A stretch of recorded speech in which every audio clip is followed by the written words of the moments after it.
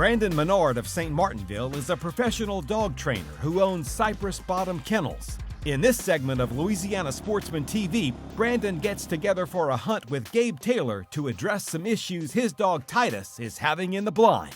So when Gabe asked me to come on this trip to look at Titus, first thoughts was, this isn't a dog that I train, so it was kind of interesting to me to see what I would be able to take away from it as far as for what he's doing wrong and how to fix it, especially in the field, not being in a controlled situation. We got live shotguns, we got decoys, we got safeties going off, calls and all that. That's not necessarily something you always have when you're training, so it's just a little bit more amplified environment, so it's a little bit harder to fix problems. Titus's main problem before Brandon came on this trip with us this weekend was he had a braking issue. As soon as we saw the ducks and shot the guns, Titus was already in the water, which is an issue because he can't see the ducks fall, and therefore he doesn't know what to do when he gets in the water. The problem with that is it causes a real dangerous situation. You got 3-4 guys in the blind, guns going off, you got birds falling. Not every time we're gonna knock those birds stone dead. So you got a guy on the far end of the blind that doesn't know that the dog's in the water. He sees the cripple and he's eager to get the duck dead, and he goes and shoots the cripple. Well, what if that dog is in the line of the fire? It could just be really dangerous. So the first thing we had to fix was the braking situation. What we did for Titus was we just tied him out on the blind. We used a simple 36-inch lead that you can buy from PetSmart, stuff like that. It really made the hunting scenario a lot more safe, a lot more pleasant. He's tied out, and he starts to learn that, well, I can't go. I'm tied up. He's just gonna start to learn that over time, over repetition, that I have to stay here until my name is called, and that's the only way I get to make my retrieve. So problem number 2 that I saw with Titus was, his handling was off. From what I was being told about how far he was along in his training, he had about 2 years of training in, and I figured, he should be handling a little bit better than that. As I watched Gabe and Titus as a team, I noticed that Gabe was kind of using Titus's name to try to stop him, when he needed to give him a cast. That was one of the first things that I asked him to change. Start using that whistle. He was trained on the whistle. He needs to be used the whistle. Play like you practice. He practices. He trains with the whistle. He needs to play like that in the field.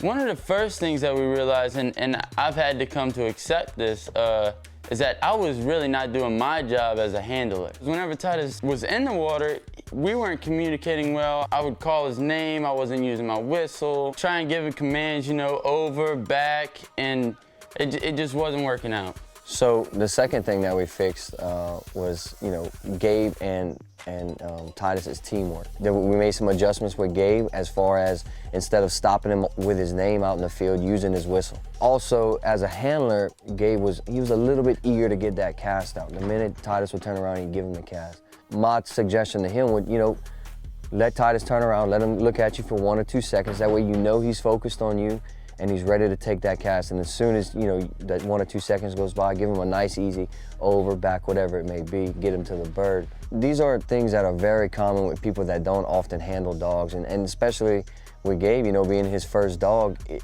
he's excited, he's excited to work his dog. He really wanted to get that cast out there and see his dog take the cast. But it's really monumental that you take your time, you slow down, give that dog 1 or 2 seconds to focus on you. I mean, the dog's excited to be out there. He really don't want to stop, So you make sure that you have his focus. That way, you know that he's taking that cast and he understands what he's out there to do. So the next thing that I noticed about Titus was he didn't want to drive past the decoys. He always wanted to hunt inside the decoys, and it's kind of a catch-22 thing. These boys are always putting birds down in the decoys and never really, shooting things past the decoys. And Titus, being a young dog, young in his hunting career, he just couldn't understand that sometimes there are birds that land beyond the decoys. So when he got in the decoys, he just wanted to hunt, check decoys, check around, and Gabe was having a lot of trouble handling them past the decoys. These dogs are not meant to be put on the couch 4, 5, 6 months out of the year and not have any type of handling or drill work or anything. You need to work your dog. You need to practice with them. Y'all need to become a team, gain trust, gain confidence in each other. And, if Titus had a little bit more confidence and trust in Gabe, that he was trying to give him a back to push through the decoys, it wouldn't have been a problem. But being that there was, no trust, Titus just really wanted to hunt the decoys. He didn't want to push through it. He just knew, that the bird's in here. You don't know what you're talking about, Gabe. So for the fix for this problem, find yourself a field, go to the park, take your decoys with you. Put them out at a reasonable length like you would hunt, 40, 50 yards, whatever it may be, and then put a pile of bumpers. Put them at 100 yards from where you plan to run your dog. Let him see you put those pile of bumpers out there. That way he knows he has the confidence to drive through those decoys. Just push him to the pile, push him through the decoys. Give him that confidence that not everything is gonna be inside the decoys. I have to drive past in order to pick up my retrieve. When you hunt with a dog, there is no off-season. Every moment you can spend in their company is an opportunity to strengthen that partnership. The lessons that Gabe and Titus learned on this hunt will help them for many duck seasons to come. Join us here next time on Louisiana Sportsman TV.